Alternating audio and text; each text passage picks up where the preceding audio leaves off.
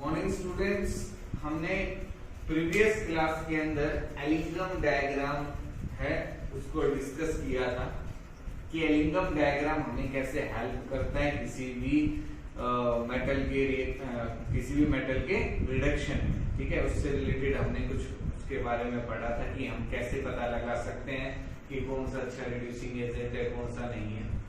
तो Ellingham diagram में students की डाउट भी थी एलिंगम डायग्राम। ठीक है, तो एलिंगम डायग्राम से हम क्या पता लगाते हैं कि कोई भी मेटल है उसका मेटल ऑक्साइड होगा। अब उस मेटल ऑक्साइड से हम मेटल कैसे एक्सट्रैक्ट कर सकते हैं कि हमारे पास जो रिडक्शन जो प्रोसेस था उसमें हमें किसी भी मेटल को रिड्यूस करना था, उसको मेटल ऑक्साइड से किसमें कन्वर्ट करना था, मेटल में कन्वर्ट करना था। तो हम रिड्यूसिंग एजेंट क्या यूज कर सकते हैं ये हमें पता लगाना है। अब देखो रिडक्शन जो करना है वो हम वैसे तो कोई भी कंडीशन करके करवा सकते हैं कि कार्बन से रिडक्शन नहीं हो रहा तो मैं कार्बन से भी करवा सकता हूँ, कंडीशन चेंज करके वो कंडीशंस करके कि टेम्परेचर बढ़ा दिया, प्रेशर या जो भी है। लेकिन हम कन्वीनियंटली आसानी से कैसे रिडक्शन कर सकते हैं, कौन सा रिड्यूसिंग एजेंट सूटेबल रहेगा, तो वो सब हम किससे बता सकते हैं, एलिंगम डायग्राम से। किससे बता सकते हैं, एलिंगम डायग्राम से कि जो हम रिडक्शन प्रोसेस करेंगे उसके लिए जो डेल्टा जी है वो कैसा होना चाहिए, नेगेटिव होना चाहिए। Gibbs free energy, standard Gibbs free energy जो चेंज है वो कैसा आना चाहिए, नेगेटिव। किसी भी स्पॉन्टेनियस रिएक्शन के लिए डेल्टा जी नॉट की वैल्यू कैसी होती है, नेगेटिव। तो हमें कैसे पता चलेगा कि वो नेगेटिव है या पॉजिटिव है, तो हमने क्या किया, डेल्टा जी नॉट और टेम्परेचर के बीच में एक प्लॉट जो है वो ड्रॉ किया और हमने देखा कि बहुत सारे जो ऑक्साइड्स हैं, जो ऑक्सीडेशन है मेटल्स के, उनके लिए डिफरेंट कर्व्स आ रहे हैं। जैसे कि एक एग्जांपल मैंने लिखा है आज कि कार्बन मोनोऑक्साइड जब ऑक्सीजन के साथ रिएक्शन करेगा तो कार्बन डाइऑक्साइड में कन्वर्ट हो जाएगा। अगर कार्बन ही है वो ऑक्सीजन के साथ रिएक्शन करेगा तो कार्बन डाइऑक्साइड में कन्वर्ट हो सकता है। कार्बन ऑक्सीजन के साथ रिएक्शन करके कार्बन मोनोऑक्साइड में भी कन्वर्ट हो सकता है। तो इनके हमने प्लॉट जो है वो यहाँ ड्रॉ कर दी, ये जो कर्व है वो हमारे पास आ गए। अब डिफरेंट मेटल्स के लिए जो कर्व्स है वो हो सकते हैं। अब ये सभी वैल्यूज कैसी है, नेगेटिव है डेल्टा जी नॉट की। किसके लिए देख रहे हैं, नेगेटिव वैल्यूज के लिए, कि ऑक्सीडेशन जो है इन मेटल्स का आसानी से हो सकता है। जितनी ज्यादा या हम कह सकते हैं नेगेटिव में जितनी ज्यादा वैल्यू रहेगी डेल्टा जी नॉट की, ऑक्सीडेशन उतनी ही आसानी से होगा। सपोज करो ये जो वैल्यू है ये है -200 से लेके -400 के बीच। कितनी है, -200 से लेके -400 के बीच। और अगर इससे नीचे जाएंगे तो -500, 600, 700, 800, 1000 एंड सो ऑन। तो जितना नीचे जा रहे हैं उतना ही ऑक्सीडेशन आसानी से हो रहा है। मतलब मान लो कोई नीचे आपके पास कर्व है हमारे पास एल्युमिनियम का, वो अभी से नीचे है तो मतलब एल्युमिनियम का ऑक्सीडेशन आसानी से हो सकता है in comparison to this carbon. अब जिसका ऑक्सीडेशन आसानी से, देखो एल्युमिनियम मैं कह रहा हूं एक कर्व है नीचे एल्युमिनियम का। अब एल्युमिनियम का कर्व नीचे है, इसका मतलब है कि एल्युमिनियम का ऑक्सीडेशन आसानी से हो सकता है। जब ऑक्सीडेशन आसानी से होगा तो रिडक्शन नहीं होगा, और जब ऑक्सीडेशन आसानी से नहीं हो रहा तो इसका मतलब रिडक्शन हो सकता है आसानी से। क्या हो सकता है, रिडक्शन हो सकता है। तो ऐसा ही कुछ होगा, ऐसा ही हम पढ़ने वाले हैं। ठीक है, कि अब देखो अगर मेरे को Al2O3 मुझे अब कार्बन मोनोऑक्साइड है, अगर मुझे इसका रिडक्शन करवाना है तो मैं एल्युमिनियम का यूज कर सकता हूं। क्यों, क्योंकि एल्युमिनियम की ज्यादा टेंडेंसी है ऑक्सीडाइज होने की। इसके लिए जो डेल्टा जी नॉट की वैल्यू है वो ज्यादा नेगेटिव है, तो ये इसको ऑक्सीडाइज कर सकता है। एल्युमिनियम किसको, सॉरी रिड्यूस, ऑक्सीडाइज नहीं, एल्युमिनियम जो है वो किसको रिड्यूस कर सकता है, कार्बन मोनोऑक्साइड को, और खुद क्या हो जाएगा, ऑक्सीडाइज, खुद का ऑक्सीडेशन हो जाएगा और कार्बन मोनोऑक्साइड का क्या कर देगा, रिडक्शन कर देगा। तो मतलब जिसका कर्व नीचे होगा वो अच्छा रिड्यूसिंग एजेंट होता है, जिसका कर्व ऊपर चला गया वो कंपैरेटिवली कम अच्छा जो है, हम कह सकते हैं या it is a not good reducing agent, comparatively वो अच्छा रिड्यूसिंग एजेंट नहीं होगा। तो एप्लीकेशंस की अगर हम बात करें इससे भी हमें समझ में आएगा। ठीक है, कि हमारे पास दो मेन एप्लीकेशंस हैं Ellingham diagram. can be used to determine the temperature at which reduction of a metal can take place. ये हमें बताता है कि किस टेम्परेचर पे मेटल का रिडक्शन हो सकता है। सपोज करो हमने ये हम अगर देखें, सबसे पहले कल हमने जो इनकम डायग्राम पढ़ा था उसमें क्या था, ऐसे प्रीवियस क्लास के अंदर सबसे नीचे कर्व था मैग्नीशियम का और उसके ऊपर कर्व था एल्यूमिनियम का। जब तक ये कर्व नीचे रहेगा एल्यूमिनियम से इसका कोई रिडक्शन, अब इसके नीचे मान लो कोई कर्व नहीं है मैग्नीशियम के नीचे, तो मैग्नीशियम का कोई रिडक्शन नहीं कर सकता। और मुझे मैग्नीशियम ऑक्साइड जो है अगर मुझे इसका रिडक्शन करवाना है तो इसका कर्व ऊपर होना चाहिए, कोई कर्व जो है ये जो मैग्नीशियम वाला जो कर्व है इससे नीचे होना चाहिए, तभी तो ये इसका रिडक्शन कर सकता है। लेकिन जब तक मैग्नीशियम वाला जो कर्व है वो नीचे रहेगा इसका कोई रिडक्शन कर नहीं पाएगा। अब हमने देखा था कि एल्यूमिनियम और मैग्नीशियम के जो कर्व्स हैं वो आपस में क्रॉस कर गए थे।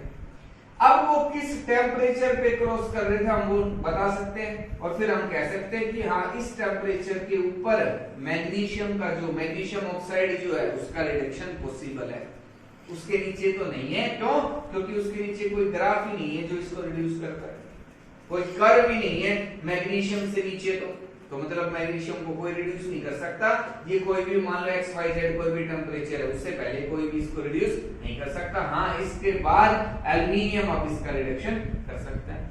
तो हम वो टेम्परेचर पता लगा सकते हैं कि जिसपे जो मेटल ऑक्साइड है उसका रिडक्शन हो सकता है, उसका रिडक्शन हो सकता है। तो फर्स्ट एप्लीकेशन तो ये है। Second, it is used to select reducing agent at a particular temperature, और किसी भी पर्टिकुलर टेम्परेचर के ऊपर कौन सा अच्छा रिड्यूसिंग एजेंट होगा हम ये भी बता सकते हैं। पहला तो ये था कि मेटल का रिडक्शन कब हो सकता है, मेटल ऑक्साइड का। दूसरा, रिडक्शन अगर हमें करना है तो हम कौन सा अच्छा बेस्ट रिड्यूसिंग एजेंट कौन सा रहेगा हमें वो चूज कर सकते हैं हम इनकम डायग्राम से। जैसे देखो ये जो है हमारे पास कर्व है कार्बन मोनोऑक्साइड के, कार्बन की और कार्बन की, तीन कर्व, ठीक है। यहाँ कंप्लीट ऑक्सीडेशन हो रहा है, यहाँ पार्शियल ऑक्सीडेशन और यहाँ कार्बन मोनोऑक्साइड। और ये जो कर्व मिल रहे हैं ना आपस में, ये टेम्परेचर है 983 केल्विन। कितना है? 983 केल्विन। अब देखो इस टेम्परेचर से पहले जो कर्व है उनकी पोजीशन और इस टेम्परेचर के इस पॉइंट के बाद जो कर्व है उनकी पोजीशन को हम डिस्कस करेंगे। तो देख रहे हैं हम क्या कि कार्बन वाला, जब कार्बन मोनोऑक्साइड में, कार्बन किस में कन्वर्ट हो रहा है? कार्बन मोनोऑक्साइड में। ये कर्व तो ऊपर था कि कार्बन ऑक्सीजन के साथ रिएक्शन हुई और किस में कन्वर्ट हो गया? कार्बन मोनोऑक्साइड में। और कार्बन मोनोऑक्साइड ऑक्सीजन के साथ रिएक्शन कर रहा है, किस में कन्वर्ट हो गया? कार्बन डाइऑक्साइड में। तो देखो इस टेम्परेचर से पहले 983 केल्विन टेम्परेचर से पहले अच्छा रिड्यूसिंग एजेंट कौन सा इनमें से? इसके ऊपर वाले जो कर्व है दोनों कार्बन के हैं और नीचे किसका है? कार्बन मोनोऑक्साइड का। तो अच्छा रिड्यूसिंग एजेंट कौन सा हो गया? Carbon monoxide. कौन सा हो गया?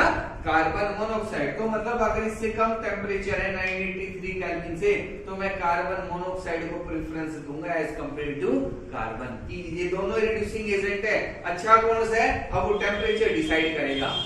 अगर 983 से कम टेम्परेचर है कि किसी भी मेटल ऑक्साइड का हम रिडक्शन कर रहे हैं और उसका टेम्परेचर कम है, तो अब मैं कार्बन मोनोऑक्साइड यूज करूंगा। अब क्या हुआ? टेम्परेचर इंक्रीज हुआ तो इसका कर्व तो ऊपर चला गया और इसका कर्व नीचे आ गया। जब इसका कर्व नीचे आ गया तो अब 983 के बाद अच्छा रिड्यूसिंग एजेंट कौन सा हो गया? कार्बन हो गया as compare to carbon monoxide, as compare to carbon monoxide. चाहे फिर ये रिएक्शन हो या ये रिएक्शन हो, दोनों ही कर्व इस कार्बन मोनोऑक्साइड वाले कर्व से नीचे है।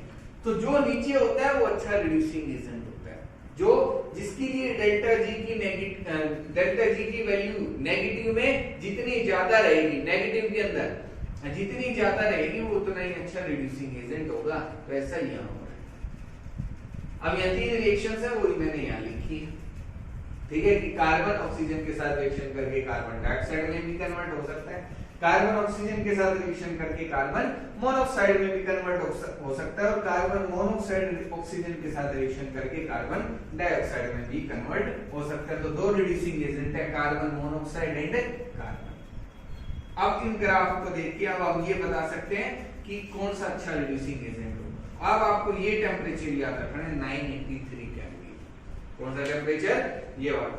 कि आपसे ये एग्जाम में या एनसीईआरटी में भी क्वेश्चन है या एग्जाम में भी पूछता है, आपको एक रिएक्शन दे देगा, उस पे टेम्परेचर लिख देगा, बताओ कौन सा अच्छा रिड्यूसिंग एजेंट होगा इस टेम्परेचर पे, कार्बन होगा या कार्बन मोनोऑक्साइड होगा। तो ये टेम्परेचर आपको याद रखना है कि कौन सा है, वो है 983 केल्विन। अब इसका एग्जांपल और हम देखते हैं। फॉर एग्जांपल, अगर मुझे आयरन ऑक्साइड Fe2O3 का रिडक्शन करना है तो मैं कार्बन मोनोऑक्साइड का यूज करूंगा। क्यों? क्योंकि ये जो रिडक्शन है वो 873 केल्विन पे हो जाता है। इसमें हो जाता है 873 और हमारे पास जो टेम्परेचर था वो था 983 केल्विन। तो जब इससे कम टेम्परेचर रहेगा, इससे कम टेम्परेचर रहेगा तो कार्बन मोनोऑक्साइड अच्छा रिड्यूसिंग एजेंट होगा, और जब इससे ज्यादा होगा तो क्या रहेगा? कार्बन एक अच्छा रिड्यूसिंग एजेंट होगा इस टेम्परेचर से। ठीक है, तो हम कार्बन मोनोऑक्साइड का यूज करेंगे। अब यहाँ कार्बन का नहीं करेंगे। क्यों? क्योंकि अच्छा रिड्यूसिंग एजेंट कौन सा है? Carbon monoxide. अगर मुझे जिंक ऑक्साइड का रिडक्शन करवाना है तो इसका जो रिडक्शन है वो 1673 केल्विन 1673 केल्विन पे होता है, 1673 केल्विन। तो इसके लिए मैं कार्बन का यूज करूंगा। क्यों? क्योंकि 983 से अगर ज्यादा चला गया टेम्परेचर तो कार्बन वाले का जो कर्व है वो नीचे आ जाता है। तो अच्छा रिड्यूसिंग एजेंट कौन सा होगा? कार्बन। तो मैं कार्बन यूज करूंगा और इसका रिडक्शन होगा। ठीक है, तो इससे हम ये पता लगा सकते हैं कि इस टेम्परेचर पे कौन सा रिड्यूसिंग एजेंट अच्छा हो सकता है। ठीक है, तो ये बिल्कुल एक इजी एग्जांपल था। तो ये एलिंगम डायग्राम था, आपको आसानी से समझ में आ गया होगा कि एलिंगम डायग्राम क्या है, उसकी एप्लीकेशंस क्या है। ठीक है, ये बिल्कुल इजी। अब नेक्स्ट हम पढ़ेंगे एक्सट्रैक्शन ऑफ आयरन। ठीक है, हम डिफरेंट जो मेटल्स हैं उनके एक्सट्रैक्शन पढ़ेंगे। तो हम स्टार्ट करेंगे आयरन से। क्या है, कैसे होगा एक्सट्रैक्शन, वो पढ़ते हैं। अगर हम स्टार्ट करें एक्सट्रैक्शन ऑफ मेटल्स तो सबसे पहले हम एक्सट्रैक्शन पढ़ेंगे आयरन का। इसका एक्सट्रैक्शन पढ़ेंगे आयरन का। हमें जो एक्सट्रैक्शन पढ़ना है मेटल, जिन मेटल्स के लिए, वो है iron, aluminium, copper and zinc.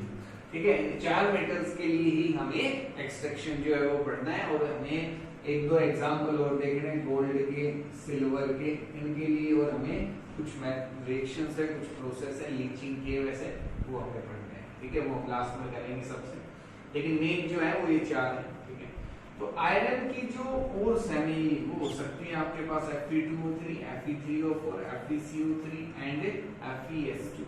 It is hematite और it is magnetite, siderite and iron pyrites. Fe2O3 के आपके पास हेमेटाइट और क्या है? Hematite. It is the main ore, it is the main ore from which iron is extracted, जिससे iron को extract किया जाता है। ठीक है, हेमेटाइट ओर, इसे हेमेटाइट ओर से हम आयरन को एक्सट्रैक्ट करते हैं। अब इसमें क्या क्या मेथड्स इन्वॉल्व हो सकते हैं इसके एक्सट्रैक्शन के लिए, कि हम कैसे प्रीलिमिनरी ट्रीटमेंट करेंगे, कैसे हम कंसंट्रेशन करेंगे, उसके बाद रिडक्शन कैसे करेंगे, वो सब हम पढ़ेंगे। ठीक है, तो जो स्टेप्स हमें डिटेल में पढ़ने मैं उनको बताऊंगा। और बिल्कुल आसान है, मतलब आपको ये पता होना चाहिए कि हम कंसंट्रेशन कैसे कर रहे हैं। तो बिल्कुल सिंपल है। ठीक है, तो हम स्टार्ट करते हैं। इसमें कौन कौन से स्टेप्स इन्वॉल्व होंगे in the extraction of iron. अगर हम बात करें एक्सट्रैक्शन ऑफ आयरन की, ठीक है, तो इसमें हमारे पास जो स्टेप्स होंगे, जो फर्स्ट स्टेप होगा हमारे पास वो होगा क्रशिंग। कि हम जो ओर है, जो हेमेटाइट ओर है, उसको क्या कर देंगे? क्रश कर देंगे। क्या कर देंगे? क्रश कर देंगे। सेकंड, कंसंट्रेशन ऑफ ओर, कि हम ओर को कंसंट्रेट करेंगे, उसमें से जो डस्ट पार्टिकल है, जो अनवांटेड पार्टिकल्स है, उनको हटाएंगे। और उसके लिए हम किसका यूज करेंगे? Magnetic separation. इसके लिए यूज करेंगे, किसका यूज करेंगे?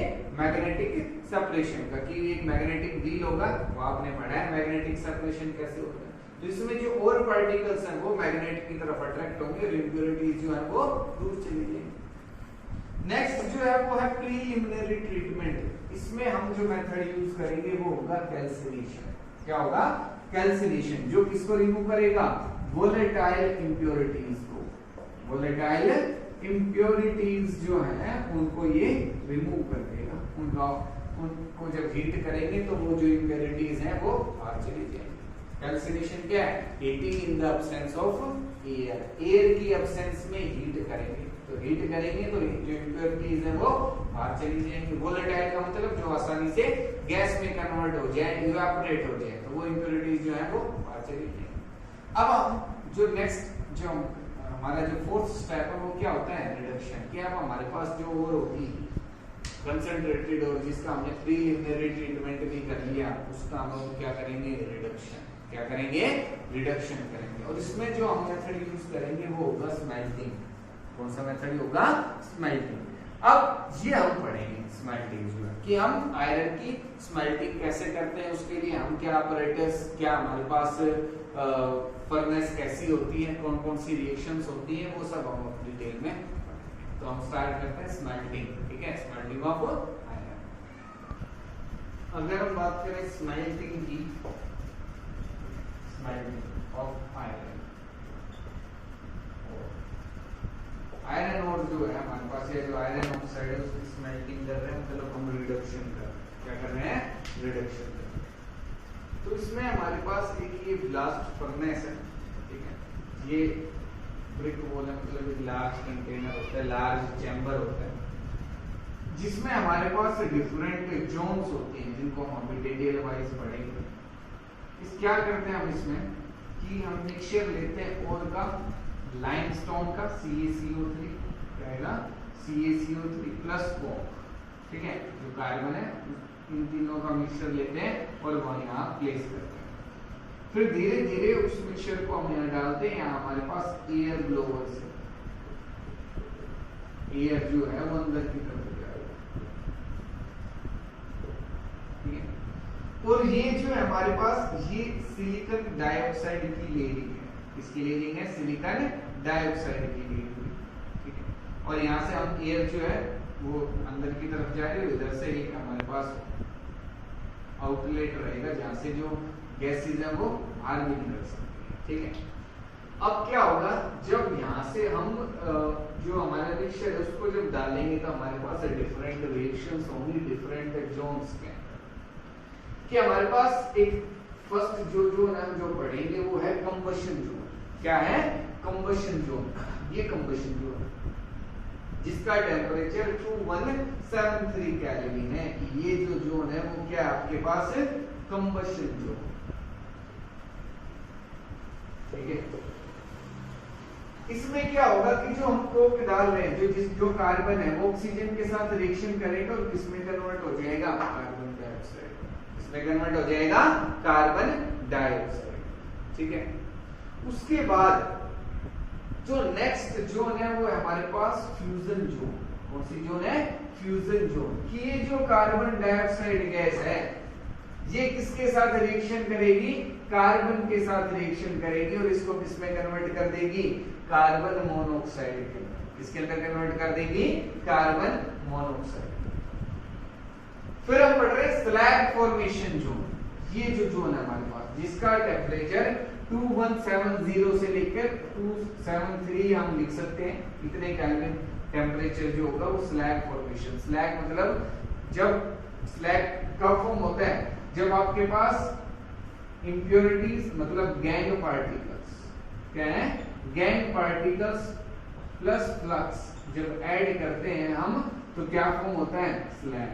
क्या फॉर्म होता है?